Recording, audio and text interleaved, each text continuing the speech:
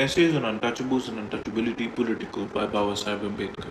Chapter 2 4 A. The next item in this history of direct action, which is worthy of mention, relates to the entry in the famous Hindu temple at Nasik known as the Kala Ram temple. These are instances of direct action aimed to achieve specific objects.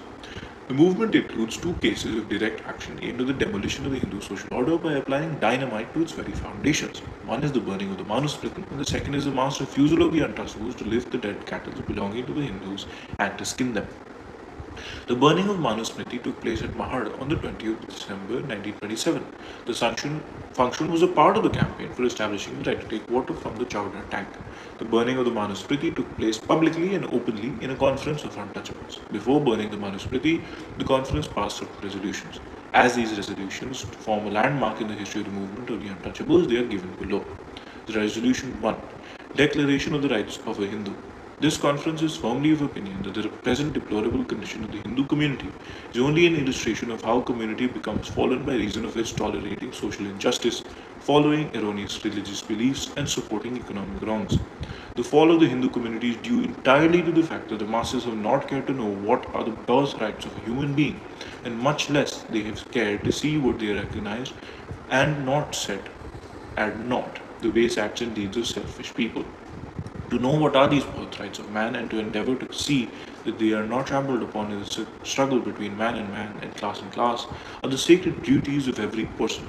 In order that every Hindu may not know what are in the opinion of the conference the inalienable birthrights of man, this conference resolves to issue the following proclamation containing a list thereof.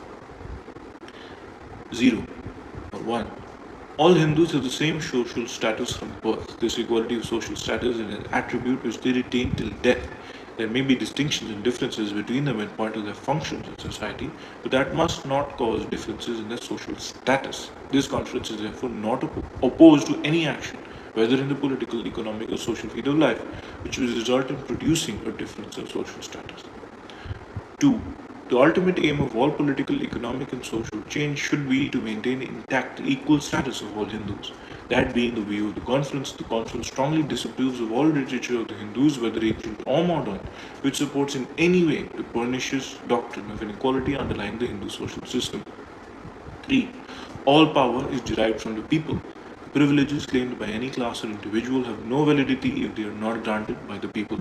This conference therefore repudiates the social and religious privileges enjoyed by some classes of Hindus inasmuch as they are founded upon the Vedas, Smritis, and Puranas and not upon the free consent of the people. 4. Every person is entitled as his birthright to liberty of action and speech. This liberty could be limited only for the purpose of saving the right of another person to his liberty and for no other purposes. Further, this limitation can be imposed only with the sanction of the people and not by any injunction by the Hindu Shastras.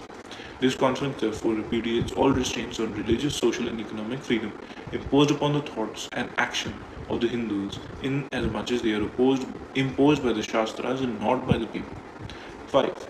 Hindus can be deprived of their rights other than their birthrights only by law. What is not prohibited by law, a Hindu must be free to do, and what is not obligatory by law, a Hindu must not be forced to do. For this reason, there must be no obstruction to persons using public roads, public wells and tanks, public temples, and all the other public utilities. Persons constituting obstruction in matters where law has laid down no prohibition are, in the opinion of this conference, enemies of the public. 6. Law is not a command of an individual or a body of individuals. Law is the people's prescription for change. That being so, law to be respected must be made with the consent of all and must have equal application to all without any distinction. Social divisions, if they are necessary for the ends of society, can only be made on the basis of worth and not on birth. This conference repudiates the Hindu caste system, firstly as being detrimental to society, secondly as being based on birth, and thirdly as being without any sanction from the people. The end.